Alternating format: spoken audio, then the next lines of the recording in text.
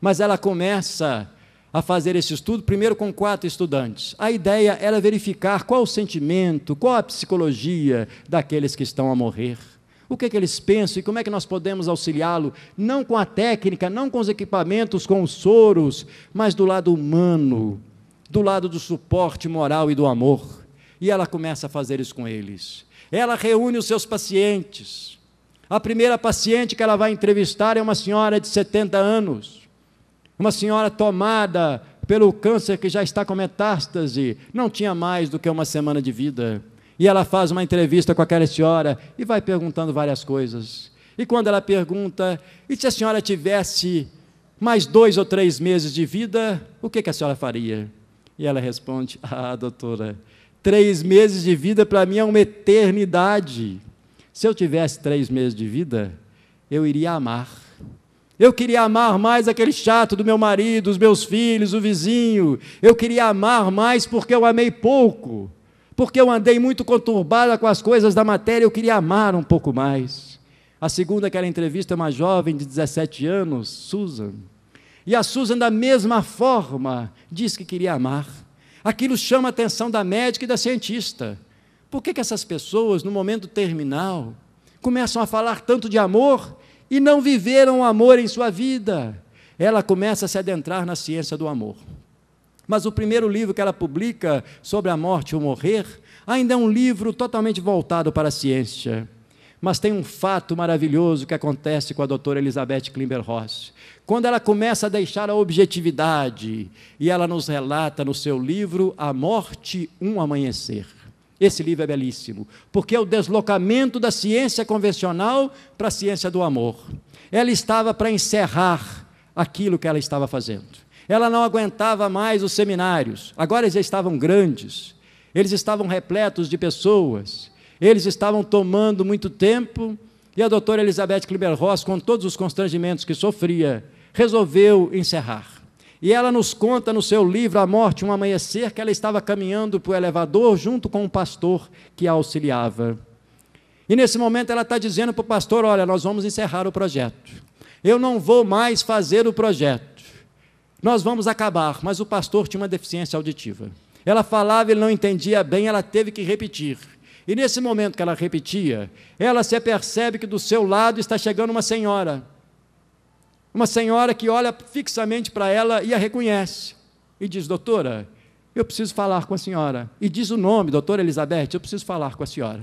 Elizabeth Klimber-Ross olha para aquela senhora e reconhece, mas não sabe o nome. É aquela situação de constrangimento. Ela nos relata que a pessoa a tratava com profunda intimidade, dizendo, olha, eu preciso falar, vamos falar no seu consultório, e aponta para o local do consultório, o que mostrava uma certa intimidade. Ela nos conta que da porta do elevador até o seu consultório era cerca de 30 a 40 metros. Ela nos conta que os primeiros 20 metros, ela vai tentando descobrir quem é aquela senhora, e ela não consegue.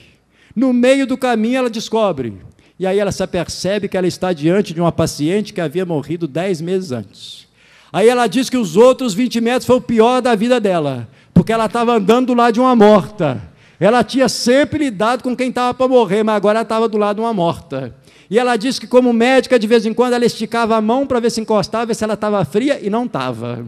Ela tentava olhar para as pupilas e verificava que estava tudo funcionando. Ela falou, meu Deus.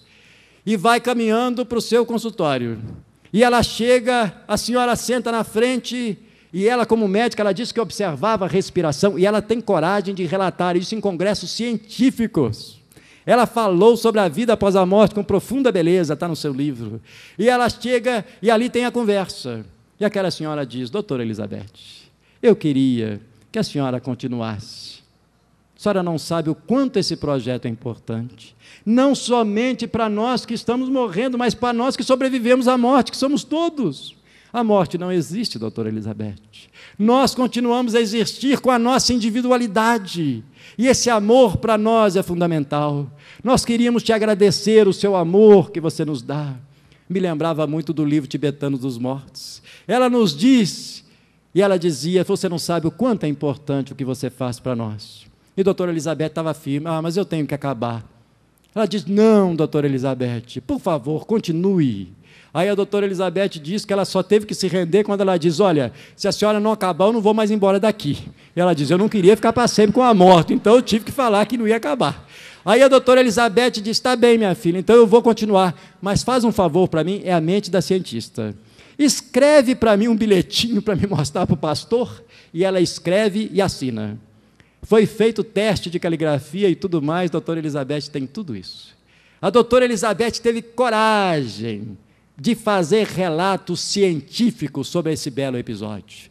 Depois disso, ela foi a primeira pesquisadora a fazer experiência quase morte, ela fez uma coisa inédita, porque muitos falam que a experiência de quase morte é uma projeção do desejo, mas ela fez a experiência de quase morte com pacientes cegos, e todos eles voltavam com relatos fantásticos, cegos de nascença, de cores, de detalhes.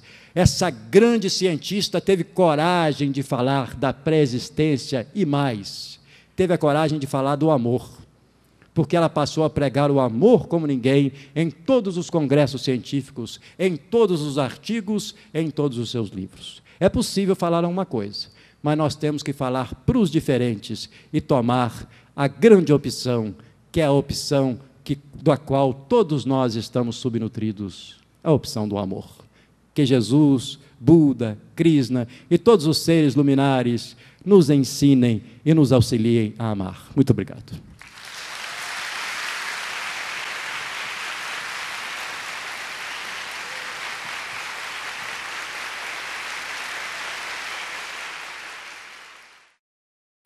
Fica agora com um belo momento de arte do 12º Encontro para a Nova Consciência.